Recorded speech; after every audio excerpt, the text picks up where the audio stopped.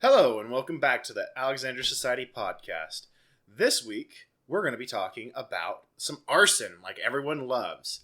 I'm Tim, this week's host on the Mystery Docket, and here's my co-host, Derek. How you doing, Derek?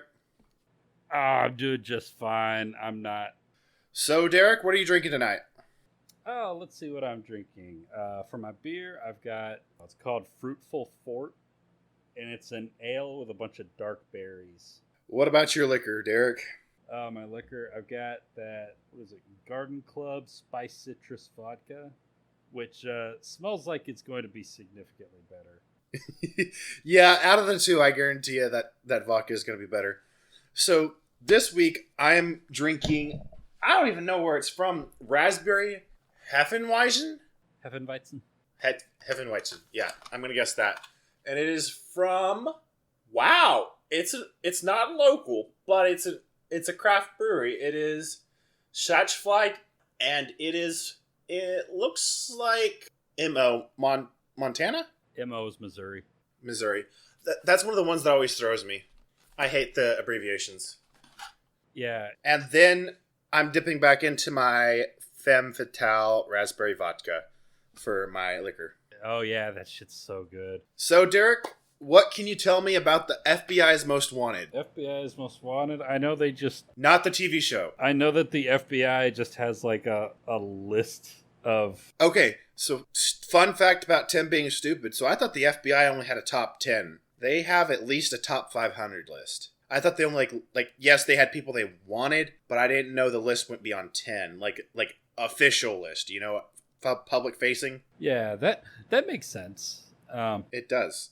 Yeah, and I've always wondered like how much of that is like actual useful for what like their job. Like, do they actually use that day to day, or is that just like a PR thing, like something they just? I think the top 10 is more of a PR thing because like yes, people are gonna be looking for them, but like at a certain point you're just spinning your wheels, got nothing to show for it. Yeah. So we're gonna look at the 475th currently ranked on the 500 list, Robert William Fisher. And this looks like your military scrub guy.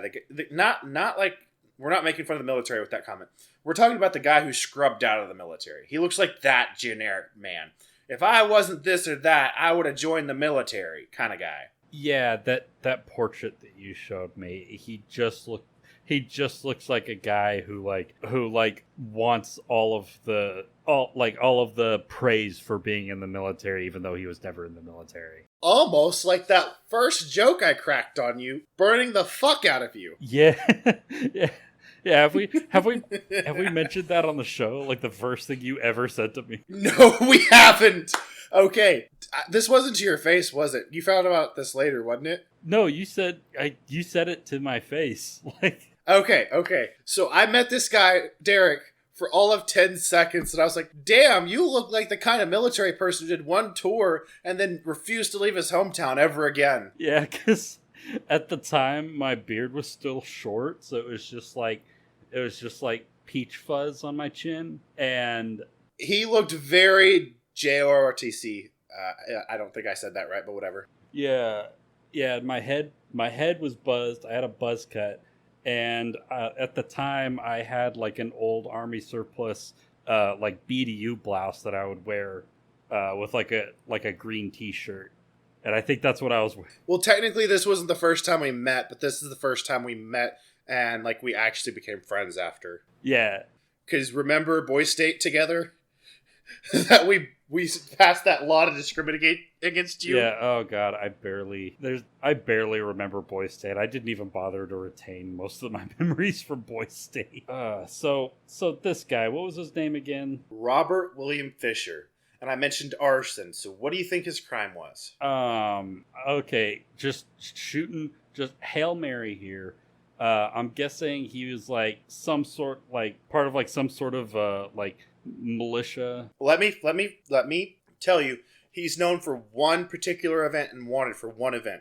It's not a series of crimes. It's not anything like, it's not a repeat offense kind of thing. I'm gonna guess he burned down like a federal building or something. No. Ah, shit. He blew his house up. His own house? Yep. Is that Okay, So this is one of the cases where I don't know why he's as high, like, even on the FBI's most wanted, to be perfectly honest. Yes, what he did was gruesome, cruel, and unusual.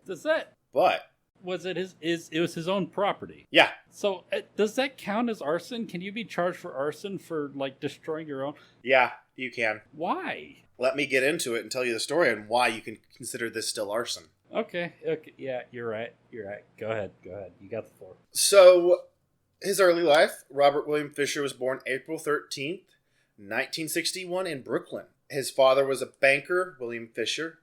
So he's one of those juniors without being a junior, because they just gave him his father's first name as the middle name. Yeah, so you're 2 sentences in and I already hate this guy. Never name your kid Junior. Remember, crime and sports rule. Yeah, he's a junior. He's an unofficial junior. Okay, yeah. Spiritually a junior, and also the son of a banker. You just know this guy was a fucking snob. He looks like a fucking snob.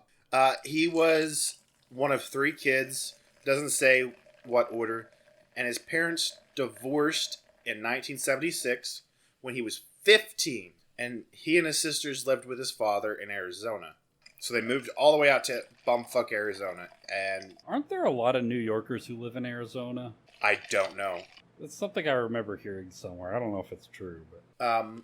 All 3 went to high school in Saharo High School in Tucson, Arizona. So they moved to Tucson, Arizona.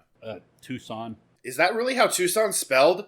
I've never seen it spelled before. Tuscon? Wait, no. Tucson. Yeah, Tucson. Okay, yeah, that's what I meant. But yeah, that's Tucson. Okay. Then, apparently the divorce was very, turbulent, I guess, and affected Fisher. A friend from high school said that Robert was very bitter about it. That's fair. That's perfectly reasonable. Apparently, Rob Fisher also spoke to his co-workers at the Mayo Clinic. He worked in the medical profession. Excuse me. And he talked about it close to the time of the murders.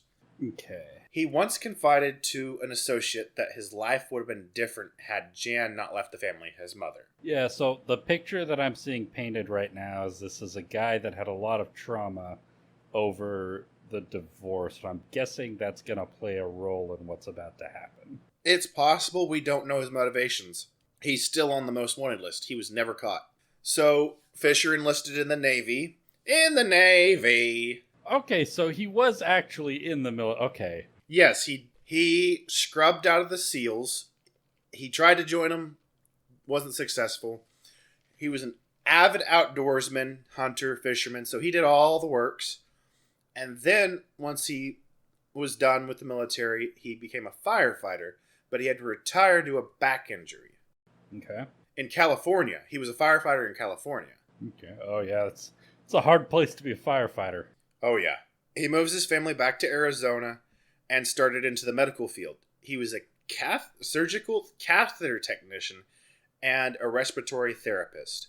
Okay, so I don't know if this is going to sound insensitive or offensive, but a guy who transitions from being in the military into... the Navy, particularly. Yeah, I'm just thinking, just from the military in general into a medical field, not as a nurse, or like a regular practitioner, like a general practitioner, or like an actual doctor or anything, but just like a tech. I can't help but feel like there's some suppressed homosexuality. No. No, that's not the direction I was going at all. No, I was just thinking okay, where are we going? I don't know, just some stereotypes about that sort of psychology, just the stereotypes about the kind of people who go into those professions. Oh, real quick, Derek, we didn't take our shot. Ah, shit. Cheers. Prost. So, he also for a little bit was a weed sprayer in the 80s. The man who employed him recalled he was a quiet man and suffered from serious back pain, but was a good employee. Okay, yeah. So, he worked at the Mayo Clinic in Scottsdale right up till the time of the crime. In 1987, he married Mary Cooper, and he was described as a cruel and distant control freak towards his family. He and his wife fought about sex, fought about money, with Mary taking a job that she told friends was a security fund. That was her get the fuck out money. She was going to run away. Okay. That's what happens. Like that's not like everyone said that or whatever. Like everyone knew it was that there back then. That security fund. No, that's to run away because like this is an evil man. Right. Yeah. That's actually a thing that still happens, unfortunately, in domestic violence. Is people will have emergency funds. It really makes me, whenever stories like that come up, it really makes me think how really fucked up it is that the 9 times out of 10, the biggest thing standing in the way of a woman being able to get out of a domestic violence situation is the fact that she can't afford to get out of the relationship. Well, it's because they're also financially abusive. Yeah. Another reason to hate capitalism. Another reason to hate. Yeah, it's exactly what I was thinking about. So, yeah, I'm probably gonna piss off some people that happen to come across us who aren't of our like sort of political stripes.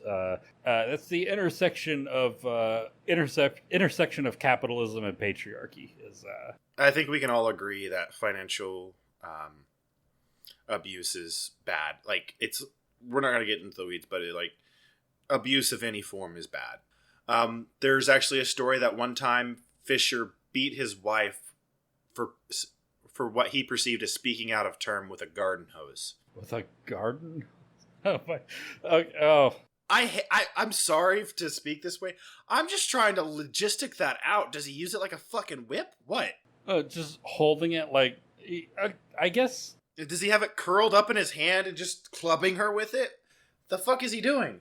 Yeah, I guess with the amount of weight it would have if he had it rolled up in his hand, like that could probably hurt. Either that, or if it's just rolled out, he could get a lot of force into it like a whip. But those are the only two ways I can see it.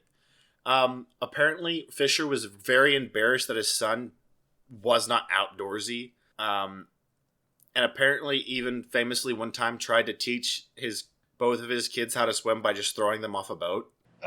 They're like, okay, sorry. Here, let me get my thoughts together before I trip over my tongue anymore. Yeah, throwing kids into large bodies of water to kind of force them to learn how to swim was apparently so common, like way back in the day that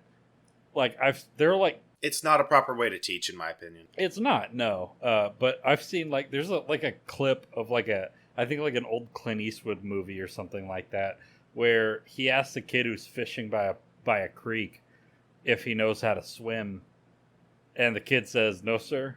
And so he just literally just scoops him up his arm. Oh, I remember. I think I've seen that. Throws him into the water. It's just played as like a joke. And when I was younger, I first saw that clip. I was like, "Oh, that's so funny." And now looking back on it now, I'm like, "Wait a minute, that seems kind of abusive. That doesn't seem great." This is a really interesting conversation that I actually want to keep in, even though it's a tangent. Remember all that humor that we saw as a kid that now that we see it is really fucked up? Yeah. Yes. Now that we actually have context and we're like, wait, that's not a good thing. Like it used to be cool for domestic violence to be in TV shows and just be a gag. Oh yeah, my parents love The Big Bang Theory. It felt so lowbrow nerd humor to me that I just couldn't stand it. I don't know. My dad listens to this show, so hey, Dad. Still don't like The Big Bang Theory. Sorry. Confession time. One of Fisher's hunting partners, Sandy Jessup. No, not Jessup. Gillespie. Gillespie? Gillespie. They were crying, and Brittany was screaming. He pulled them back in the boat, and he said, "Now there. How's that?" The fuck is wrong with this man? I mean, we obviously know a lot's wrong with him, but Sorry, can you run that by me again? I think I lost track of the... So let me set the scene. This is a story recounted that the whole throwing them off the boat was being told is a story recounted from one of his hunting partners, and his hunting partner said they were crying and Brittany was screaming, and he pulled them back into the boat and said, "Now there, how's that?" So Fisher said, "Now there, how's that?" As in, like, he's not bothered by the screaming and crying of both of his kids after he threw them in the water trying to teach them to swim. Oh, yeah, we were talking about the swimming. Okay, yeah, that makes more sense. Yeah, I completely lost track. Yeah, that's really fucked up. Man, this Here's a real neurodivergent thing. This sounds either OCD. I want to say it sounds honestly autistic, but like I don't know enough to actually like say that with confidence or authority. But he would not let the walls of his house be painted anything but white. Oh, yeah, I can. And only a small number of pictures were allowed on the wall. Yeah, so that could, from what I know, that I can see that as either one of two things. That sounds like either, like you said, sort of like an OCD or like autistic sort of thing, where it's like he's trying to avoid overstimulation. Or a control thing. It sounded like a control. Yeah, exactly. It just sounds like it's a control thing. Like, this is actually, like, very controlling. So, it sounds like it's controlling. This is a quote, several times, her mother made her special things like quilts. Mary's friend, so the wife's friend, Kimberly Davidson, told police she was not allowed to hang them up. She had to store them in the closet. And he would continually tell her, "Isn't it time you got rid of that stuff?" So encouraging her to throw shit away that her mom made special for her. Yeah, that's just that's like stereotypical abusive behavior. Trying to get rid of stuff that like other. Trying to get rid of all connections outside of the family. Yeah, like run-of-the-mill abusive stuff. Which, so this all sounds like your standard sort of abusive relationship, abusive domestic violence. There's a lot of like hallmarks in here.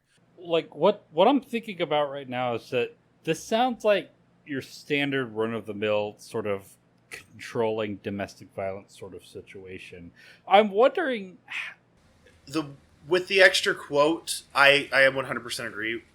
It sounds like he didn't want her to have a whole lot of ties outside of his family. Mary's mother, Jenny, told investigators that Fisher wouldn't socialize often with the family because he was afraid of getting too close to people and losing them. Oh yeah, that's that divorce trauma. Yeah, okay. Yeah, that's definitely the divorce trauma. Yeah, I can. The threads are coming together. I can see what's going on here. Okay. He also showed disturbing behavior during his outdoorsmanship. Friends noticed him exhibiting disturbing behavior on hunting trips. In one case, after killing an elk, he began smearing his blood on his face. Ugh, At least on one occasion, he snuck up behind a family member that was picnicking and emptying his gun into the air. Oh, that's awful. That's really fucked up the more you think about it. That's fucked up, but that's unfortunately still kind of funny. Hey, whoops amongst us hasn't done something fucked up while doing some outdoorsman stuff? Like, I mean, yeah. Several years before the event, Fisher shot a stray pit bull. He claimed that it had been... it was because it had attacked his dog, a Labrador Retriever. But police maintain it orchestrated the encounter because he wanted to shoot the dog. Okay, yeah, I'm circling back around to, like, I'm pissed off at this guy again. You're gonna hate this guy by the end of it. Yeah, I already got the impression I was gonna hate this guy just by the portrait that you sent me. Yeah, so no, this guy doesn't have, like, a killdozer good story where, like, you can kind of root for him through certain parts. Yeah. Yeah, this isn't like a killdozer or like a Chris Dorner sort of story. That's unfortunate. Apparently he was an active member, part of the Scottsdale Baptist Church. Oh, there it is. Okay. Baptist, Catholics of the South. All right. Yep. Good old small town murder reference. But in the months leading up to the event, he had withdrawn from the church. It doesn't say to what, like, the church activities, it doesn't say to what extent, but, like, he had slowly begun... Yeah, so whenever an abusive father figure withdraws from the church, you know for a fact that something's wrong and something is going really, really bad. Something really bad has happened. Apparently, according to his friends, Fisher spoke of committing suicide starting around 1998 when he despaired over the condition of his marriage. Do you want to know what happened to his marriage? I'm guessing this is just going towards a divorce. I know this is already... You already mentioned the safety net fund. No, it's not going towards a divorce. If these events didn't happen, probably, but it didn't get to a divorce. What happened was he cheated. Okay, yeah, that makes sense too. That was just as likely to happen. He went to marriage counseling because he had a one-night stand at a massage parlor. A sleazy 98 massage parlor.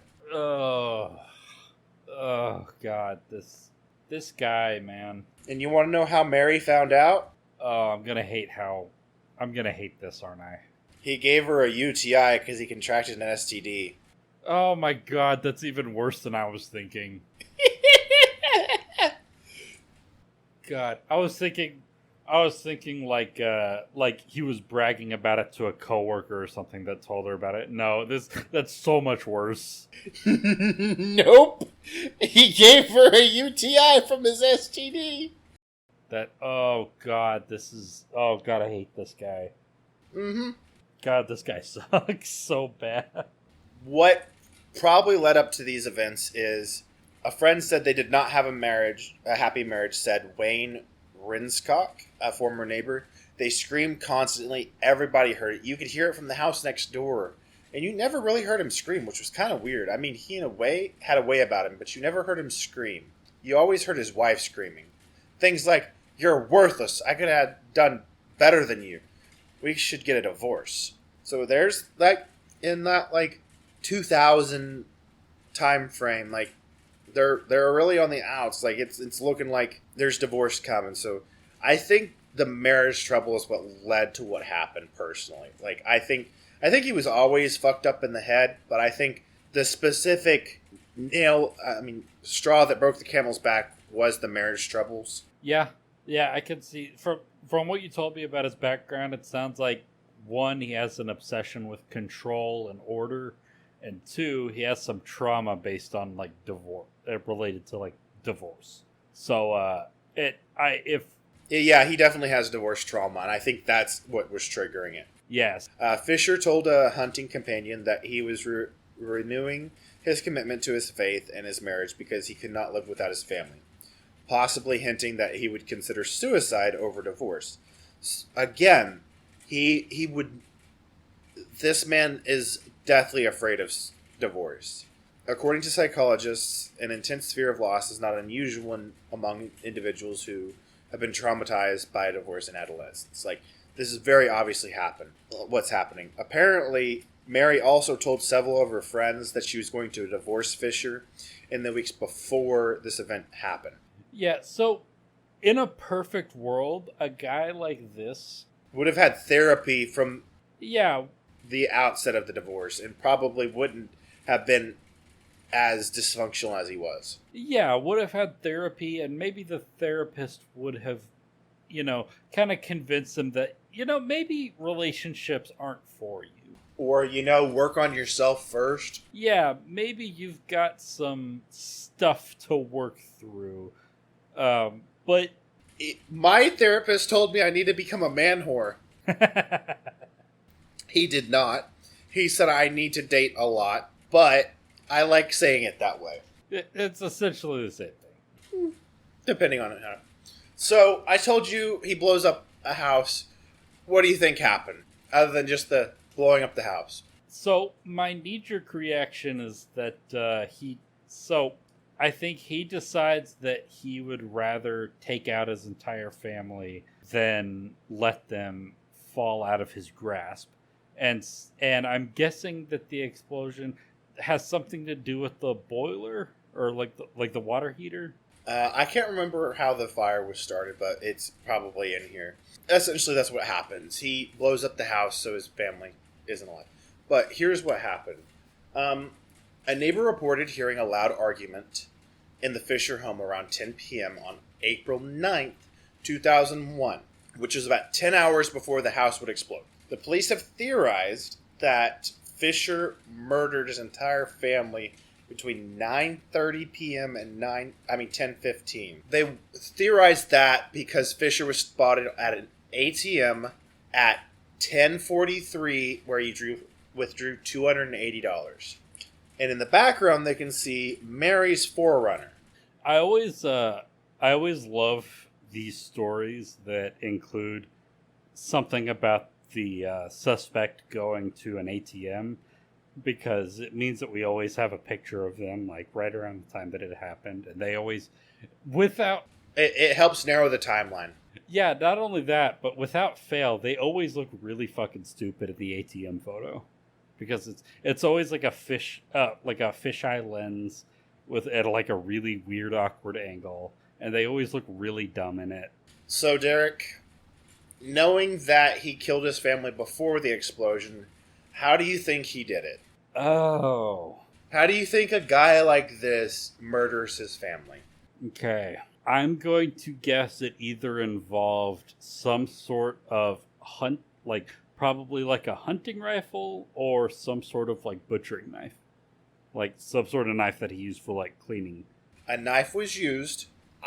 I don't have a make of the gun. So what happened is Fisher shot his wife Mary in the back of the head, and then he slit both of his son and his daughter's throats from ear to ear. Ugh. Fuck this guy.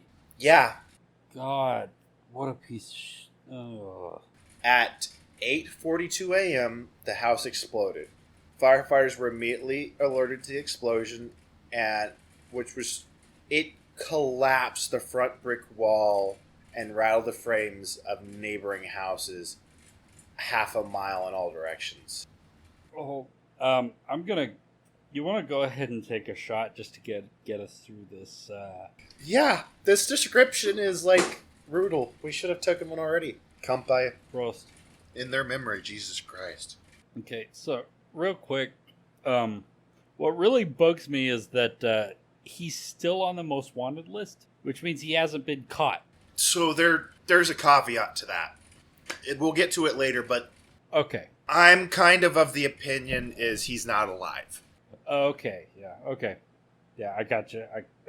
I don't have a set, theory around this where I'm 100% behind it, or a favorite one on this. It's just this just feels like the most reasonable explanation. This kind of is the easiest one to believe. Yeah, because I kind of presume a guy with that kind of background and that kind of psychological profile, I just assumed that he'd kind of take his own life after doing something like this. There's a point where they think that happens, and that's where I go with it. But we'll get that when we get there. So this explosion is huge. It rattles houses for half a mile. Before the firefighters got there, they were holding the fire back with garden hoses. They weren't doing anything to it. They were just holding it back. This was actually a huge fire. This was 20 feet flames.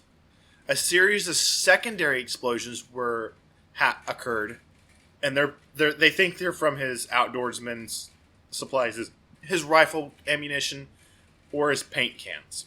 Because, of course, someone who only keeps white walls would have paint cans. Unfortunately, one of the firefighters suffered a minor injury on his leg when he lost his balance and fell near the blaze. You were actually right. So the cause of the fire was a gas line from the back of the house's furnace had been pulled.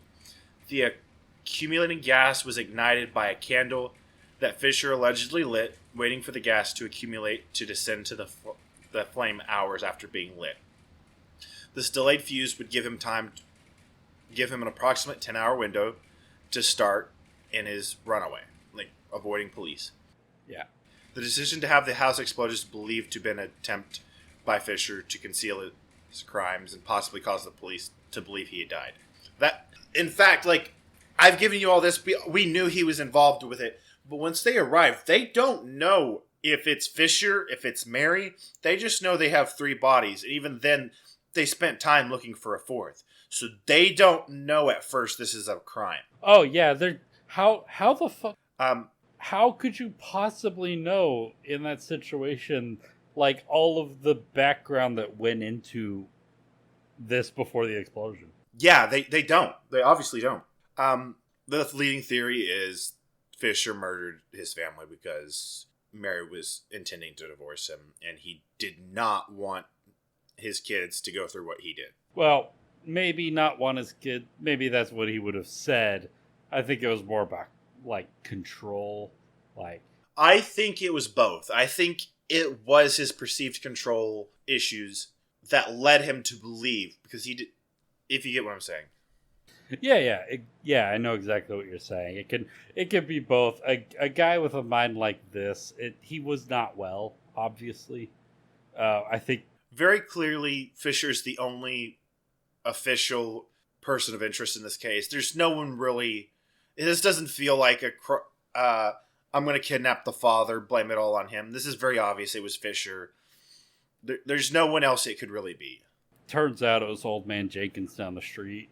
Old Man Jenkins! Yeah, this poor guy, this poor father is still tied up in a basement to this day. Just being fed like dog food. So, as of the 14th, they named him the suspect. So it took them about 5 days to name him the suspect. They put in. Ooh, that's not a fast timeline. It's 2001. They're going through stuff. They're triaging. They were getting the fire out, and they also, from what I understand, they at first didn't know. Like, it takes a little bit to ID bodies after they've been burned too, especially with how bad that fire was. They put an APB out for him. The last bit of evidence that they found of Fisher ever, like 100% know it was him, was on April 20th. They found Mary's Forerunner. But they found Mary's Forerunner in the Tano National Forest near Young, Arizona, 100 miles north of Scottsdale. At the scene, they found the family dog outside the car. It had taken shelter beneath the car, was hungry and agitated. I also think I heard somewhere, I don't know how true this is, that it had been the victim of a porcupine attack, so it was like hurt. Oh, poor boy. It lived. So I looked into that a little bit. I don't have the full details, but it looks like the dog was found, it was taken care of, and it was given to a relative. The dog had a happy ending. Well, all for you, Tay. At least we've got one small flicker of getting the story. Yeah, I'm legitimately shocked he didn't take it out on the dog too, with the amount of control freak issues. You know, I think a guy like this, he seems like a dog guy. He seems like the kind of guy that the only living creature that he would possibly treat well would be a dog. I don't know. That's just the vibe I get from him. They found a hat that matched the hat that he's wearing on the ATM footage, and they found a pile of shit near the passenger door. Human shit. All right. Yeah, I guess. Couldn't have even bothered to, like, go behind a tree or something? Just right. Yeah, just right out in the open. The police searched the open area, and they searched only one out of a bunch of caves. Apparently, there's a bunch. There was a huge cave system nearby, extending miles beneath. So this is my theory. Several professional cavers have suggested that Fisher used them as a hiding place. So he was hiding, or he was trying to kill himself, or he went into an area of a cave where there wasn't a lot of oxygen and died. I'm kind of of the theory he either got lost in the cave and died, he killed himself in the cave system, like went in, like hid in the cave and like ended his own life or something of that ilk. I don't have like a set one, but like that's kind of where I lean. I don't think he's still alive personally. Yeah, that sounds like that's not because I haven't spent a lot of time in caves, but I have spent. You know, I have my experience from being in scouts. I've spent a little bit of time in caves, and it's really really easy to get just lost in caves and just little nooks and crannies all over the place in those cave systems that you can end up in and die and just never be found again. So that sounds 100% believable to me. There's another theory that he either is hiding on the Fort Apache Indian Reservation, which was never searched, because they found footprints leading into the reservation, but no sign of Fisher, like no proof the footprints were Fisher's, essentially. And there comes another theory around this that essentially he kind of like, he didn't actually go onto the reservation, but he's like essentially hidden in the woods this entire time by the reservation, like up across the line where the police could search. But I don't feel like he went wild man. I don't like, it doesn't really fit his character. Like, yes, he's an outdoorsman, but full on like just living in the woods like that, nah. We would have found some kind of sign. Like the reservation would have probably found him by now and like turned him over, or like told us, hey, we found him, we killed him, or there was a shootout, whatever, you know? Yeah, I think if he was hiding, if it was on a reservation, like you were at NEO, you know how you've been around Miami, you know how native cops how they work. Yeah, like I do. I feel like this is like everyone says like, oh, natives look the other way on certain things. They do, but it's like it's not going to be this case where they look the other way. Yeah, a white guy who's suspected of murdering his entire family and blowing up his home wanders onto a reservation. A family annihilator. Yeah, he's going to be identified in a heartbeat if he goes onto a reservation. They are going to spare no expense finding this guy if he ends up on their land. There's no love lost for this guy. They're not gonna like, even if he had friends on the reservation. There's no way they're continuing. Right. Yeah. So on July 19th, there was a warrant for his arrest issued in Phoenix, charging him with 3 counts of first-degree murder and 1 count of arson. This led to him being declared a fugitive and having a federal arrest warrant issued by the District Court of Arizona, charging with unlawful flight to avoid prosecution, so a third charge. On June 29th, 2002, Fisher was named by the FBI to be the 475th, so he's still on the 400. He's back to his original place, and he got placed on the 10 most wanted list. He was also on America's Most Wanted. Essentially, it was like a dress up of the like cases that happened on the most wanted list. Like they retold the stories, but like fictitiously, essentially.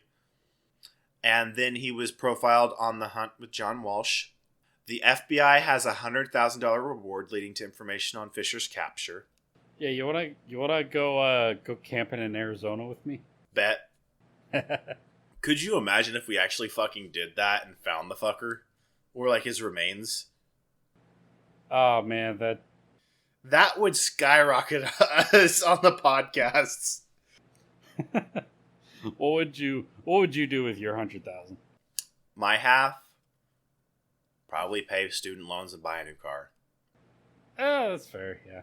What would you, if in the wild off land where we actually succeed and we split it 50-50, what would you buy?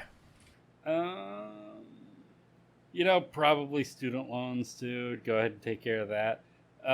After that, probably put some away for a wedding.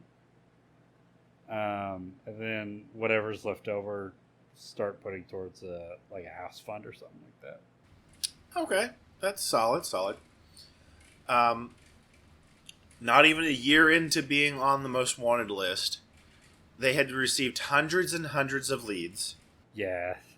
But Fisher looks like a basic white guy. That's the issue. Yeah, like yeah, I was actually mentioning to you before we started recording, like I've met I remember that. I've met 3 or 4 guys who look exactly like that. It's impossible to find a guy like that blending into a crowd. So in the years following his disappearance, some people living in his old neighborhood reported seeing a man resembling him driving by, but he looks like basic white guy. And here is the fucking mindfuck of this case. Oh boy. In February 2004, an individual with a striking physical resemblance to Fisher was arrested in Vancouver, Canada by the RCMP.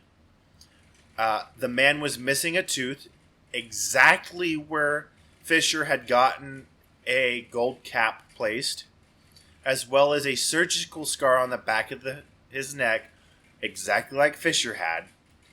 However, his fingerprints did not match.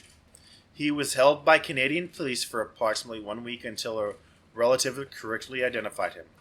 For a while, the RCMP was under the assumption that this man was the real identity of Robert Fisher. Their assumption was at some point Fisher had died, and this man had assumed his identity and had actually committed the crimes, and then once he committed the crimes, just fucked off and reassumed his real identity. What? Wait, hold on. Back up. Explain that again. Essentially, the Royal Canadian Mounted Police, that's RCMP, were under the assumption that at some point, either during or post Fisher's military career, that this man that they arrested had assumed Fisher's identity because this man had, like, a gap in his history. Like, nothing could really be proved in his history. That's something I didn't add, but essentially, that's what had happened. And he was assuming Fisher's identity the whole time, and then once he committed the crimes, he decided, oh, I'm going to go be my real self, and just fucked off back to Canada. That was the Canadian theory for a little bit. Okay, so this is further reinforcing my belief that the Mounties are fucking morons. Apparently they said there was speculation that his fingerprints had been altered, and a detective, John Kirkman, said that there was no scarring to suggest this. The man was not released, even though he was identified as the proper, like, his actual identity. Okay, I don't know if I've ever, like, talked about the Mounties with you. We have not talked about the Mounties before. Yeah, so the Mounties are one of the most incompetent, corrupt police forces on planet Earth. And I've heard some of their incompetence. There's a couple cases that I'm hoping we'll get to cover eventually that you're just going to be like, yeah, I was right. Yeah, almost to a man, the Mounties are fucking morons. So I kind of take it as a general rule that if the Mounties have a theory about an investigation that they're conducting, that it is 100% incorrect. Yeah, understandable. Yeah, I kind of have the same theory about the Texas Rangers too, which modern Texas Rangers, I would say yes, but like where they originally founded, probably not. Like the original basis of the Rangers, but like the modern equivalent, yes. Well, yeah, like the original Rangers were they were the same thing, but they were just honest about it. They were originally founded as, originally they were like a scout cavalry. I think that's the thing about law enforcement that we really don't acknowledge as much. A lot of investigation is just fucking guesswork. we're just fucking guessing and hoping we're right. Yeah, and yes, we've developed ways to be more accurate about it, but at the end, there's always going to be personal bias and like tunnel syndrome, whatever it's called, where like they're looking at a particular direction and then don't look outside of that. But we're all human, and that's our bias. Like it's going to happen, even if you're aware of that being a possibility. Yeah, I don't know. As a general rule, I kind of take anything that a detective of any law enforcement organization, if they're a detective, I kind of take their initial opinions with a grain of salt, unless and that's the thing with a lot of detective, a lot of investigations. Like at some point, you have enough evidence that you can confidently say with a fair amount of accuracy that a person has done something, a particular suspect has done something, but prior to that, I don't really trust like what. There's a lot of cases that, looking back on it, I don't feel like we had enough evidence to charge people in a lot of cases. I'm not saying I don't like. I'm just looking objectively as someone who knows how our legal system and like similar legal systems are supposed to work, and I'm just still surprised they got charged with the crime. Like, there are certain cases, there's no doubt that some of these MFers did it. But, like, based on what we should be doing based on our criminal justice system, we shouldn't be, like, charging them or finding them liable for it, essentially. Like, because the evidence just wasn't there. Yeah. Yeah, I agree. The black and white evidence, at least. Some of those cases, I'm like, okay, I understand the black and white evidence isn't there, but I'm not mad that they're in jail. But some of them I'm like, yeah, he makes the most sense, but the evidence isn't there. We should not have them in jail. Like, there's no world where that case is tried today and they're found guilty. Yeah, like a lot of cases where like you look at the evidence and like, well, a lot of this could apply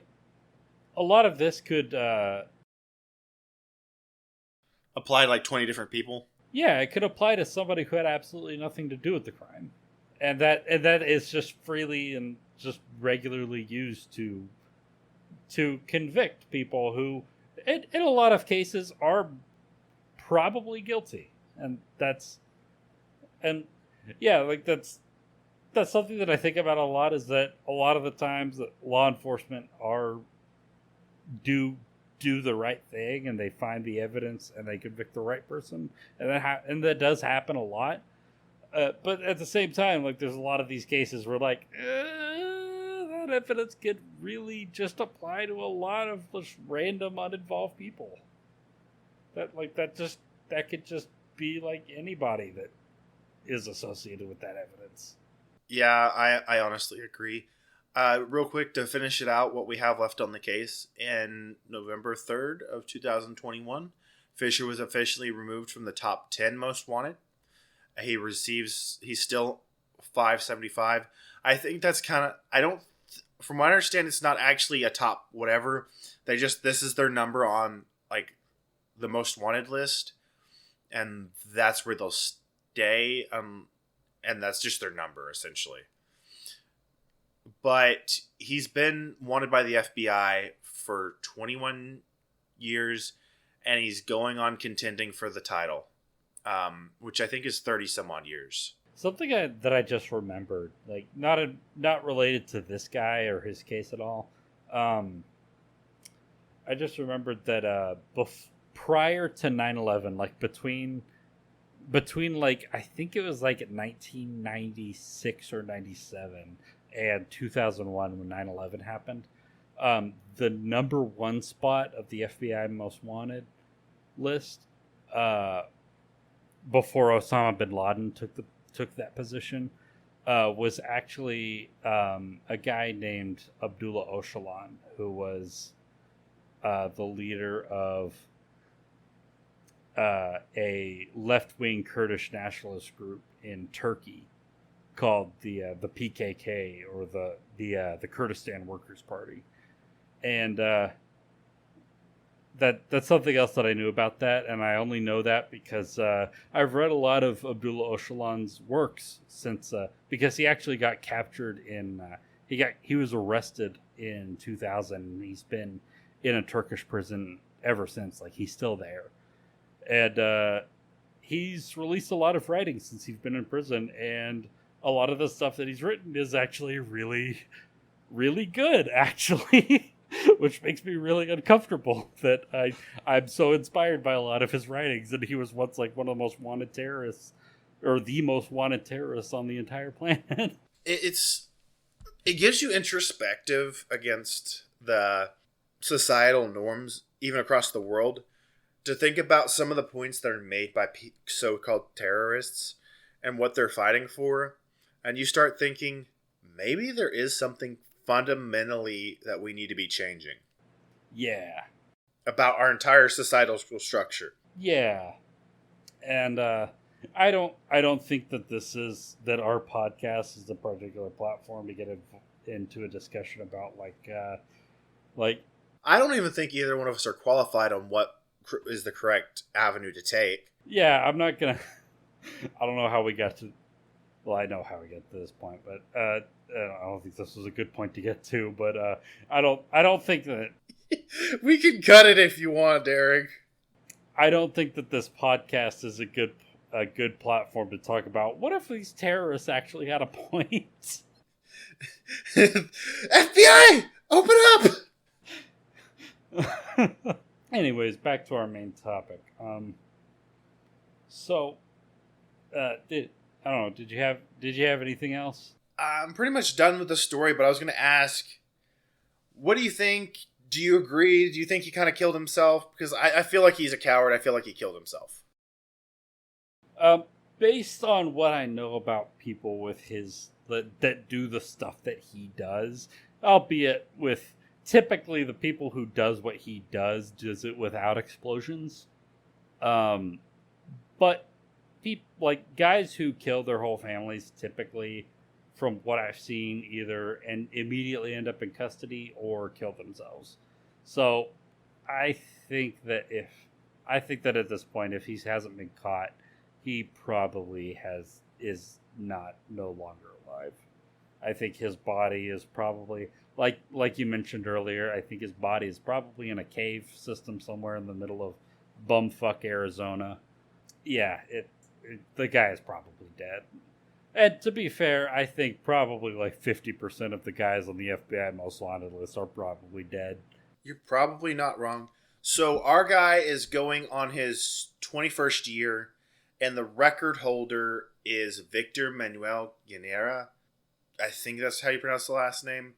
Who was on for 32 years. 32 and a half. What did he do? Let me look him up real quick, because I don't know either. I just Googled who spent the longest on there because I knew our guy wasn't. But he's one of the names that's getting close. Oh, he stole $7 million in cash. It was at the time the largest robbery in the U.S. He robbed a Wells Fargo truck. You know those armored trucks? Oh, interesting. Victor Manuel, you're on? He was found. Okay. All right, that's pretty neat. That's why his name he's officially off the list, from what I understand. Oh no, he's in Cuba. He's presumed. No, he was removed from the list December 5th. Okay, they think he's in Cuba though. I don't think we'll get him out of Cuba though if we tried. Oh yeah, no, we're never. If he's in Cuba, we're never getting him out. It says that he was a member of the Boricua Popular Army. Okay, so it was a... And that 7 mil is roughly today's worth 18 mil. Oh, hell yeah. Any closing thoughts, Derek? Just that if you're in an abusive family relationship, it is in your best interest to get out. And it is scary and it really sucks and it's really difficult, but it will be better for you and your children if you're in an abusive relationship that you get out as soon as possible. He had a unique way of going about what he did, including like a nice big explosion with his crime against nature. It was a fairly sophisticated explosion at that. It had a self-set timer, kinda, and like, Yeah. weird that he was able to just rig that up like nothing. And it just but besides like the whole house blowing up thing, like this is a story that happened, that it's happened a thousand, like 1,000 times. This happens with unfortunate regularity. Yeah, like there's no doubt that this has happened a bajillion times, and it strikes me odd that this case ended up on the FBI most wanted list. Not because I don't think this is a bad crime, but because it feels like a crime of passion, and there's nothing major about it. It could happen 100 times over, is what I'm saying. Yeah, like the only difference between this and something that like would just be handled by like a state, like usually like either by a sheriff's department or like a state bureau, even at the most like a state bureau of investigation, is the fact that there was an explosion involved. There was property damage involved. And that, that raises some interesting questions about like what like our national level law enforcement are actually like trying to accomplish. Yeah. But yeah, this is a story that happens like way too often with unfortunate regularity, and I just want anybody who happens to be listening, like, if you are in this position, the position of this wife or of these kids, do everything in your power to get out of that situation no matter what. Get as far away from the offending party as humanly possible. And there are resources. I know there are domestic violence shelters. There are lots of places to go. And unfortunately, one of the big barriers that I've seen is a lot of places won't house pets.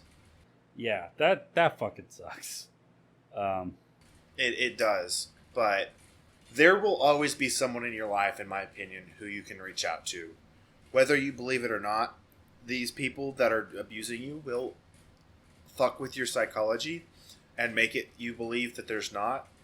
I guarantee you there's someone in your life that will go to bat and they will whip that person's ass and make sure that you can get away from them. Yeah. I am a firm believer that that humanity as a whole is inherently good. And there are always going to be people in your vicinity that are willing and able to help you no matter what your problem is whenever you're in a time of need. And the big problem with the system that we happen to live in is that there are so many barriers that are put up in front of being able to help people in situations like this. And so it's going to suck. It's going to be traumatic. It's going to be difficult. It's going to take more work than any person, more struggle than any person deserves to have to go through. But if you can do it, if you push through it, then you can get to a position where nothing is guaranteed, of course, but anything that is out of that situation is going to be infinitely safer than being in it. And that's really all the thoughts I have on this, because this guy, he had a flashing ending to his crime, but it's a crime that's been done a million times. It's his actions are nothing surprising, nor are his viewpoints, and it's pathetic that it is. like that way that it's happened so often. Yeah. A plus for creativity, C minus for Execution. other way around. C minus for creativity, A plus for execution. That works. That works.